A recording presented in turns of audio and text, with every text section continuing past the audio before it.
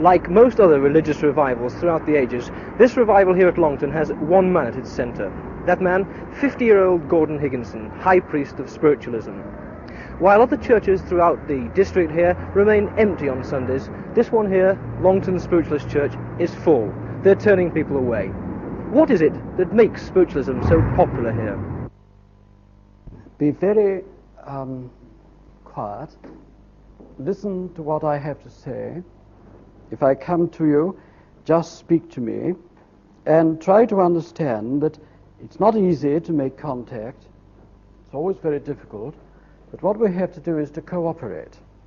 Now, if you'll do that, then we will see exactly how many of our friends can get through to us and what evidence they can give to us that they still live.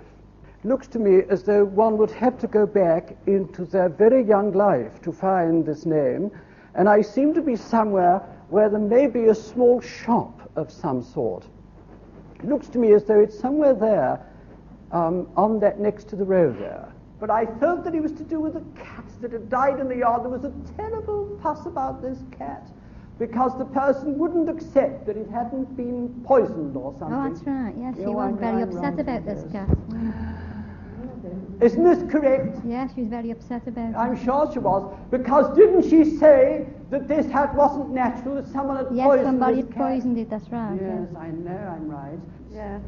I see. Well, these people that are here have come to you, and I rather sensed that they wanted to get this communication through to you to put you at ease with regard to this concern and worry, but mostly to do with someone else other than you. We are able to see people that you can't see with your normal sight.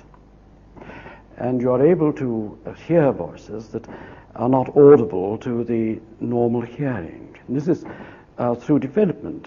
You find that you have this gift from a very early time in your life. In my own case, from when I was probably 2 or 3 years of age.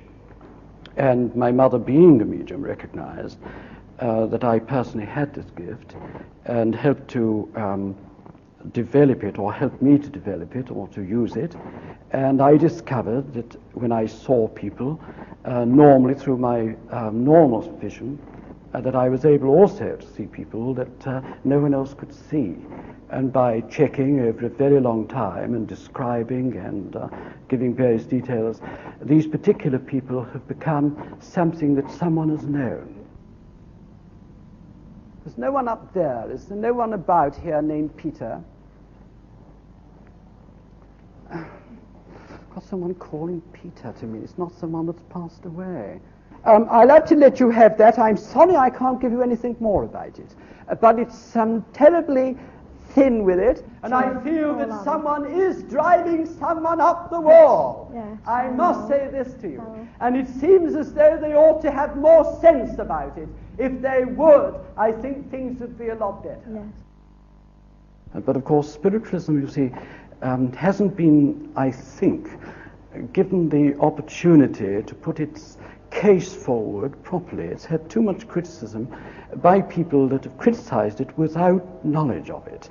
It's so easy for a person to say, which they do, oh, spiritualism is the work of the devil, when they have never been to a spiritualist service or even been in touch with a medium.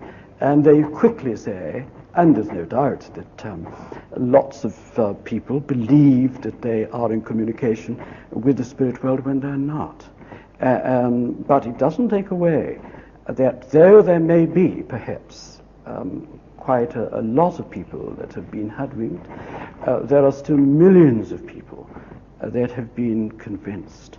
That's what I want. Yes. Because I felt as though there was someone here where I wanted to, I did it without a break in not, but I knew something like this had happened to her. Yes, Now, is right. this absolutely correct? Correct. All right. Well, now this person is trying to communicate, and I feel that they are trying to tell me something about the name of Tomlinson, and certainly that they know something to do with someone named Marion. I can hear them talk to me of someone named Marion. This is the Beatrice's niece. Beatrice's niece, because I had this contact there, and I rather felt that this person is trying to get a communication through here, and they tell me that their relation to Marion and Ted.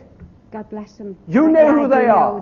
Well, I feel that they want to be remembered here, and that they've come through with this particular communication, that you may know that they are here. Now, somewhere, it does seem to me that those that are communicating with you are talking about Mary Jane, is it? My man. Your man. Yes. Well, I can hear someone say to me something about Mary Jane, and then I got Frank. Yes. Frank. Yes. Yes. Frank. Yes. Do you know who Frank is? Well, I've got my dad, Frank. Oh, you're Frank. All right. Well, how does all this tie in with your spiritual healing? Healers who have this particular gift to heal people and have the urge to want to heal them, find themselves in development, in communication, or in contact with these particular types of people. And it is a question then of getting a closeness with the Spirit and working with them.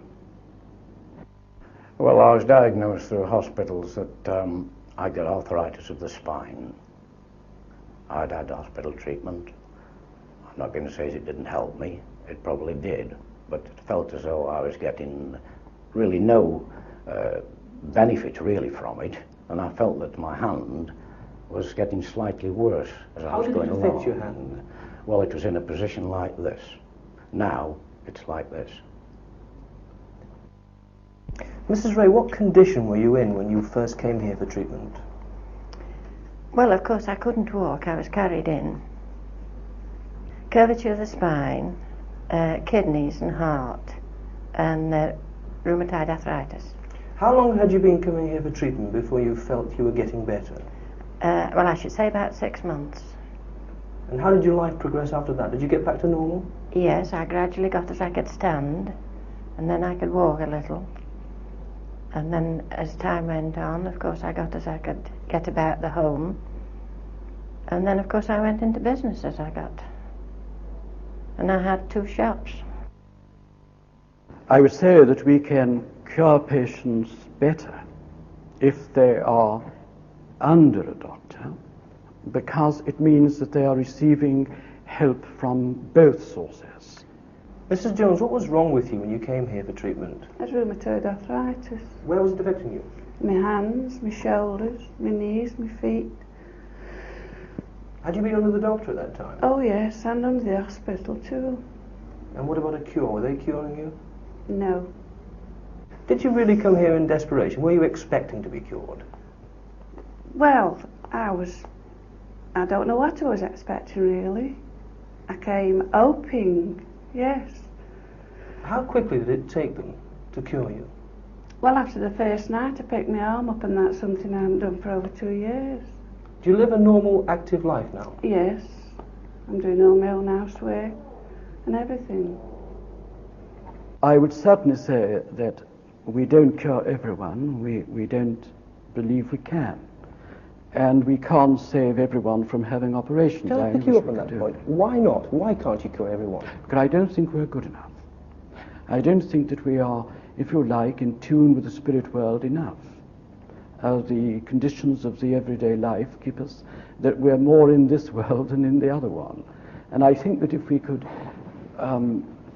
have the opportunity to develop our gifts like Jesus did, and the great seers and prophets and masters and messiahs of old, then I think we would have cures without operations, and we would save many more lives.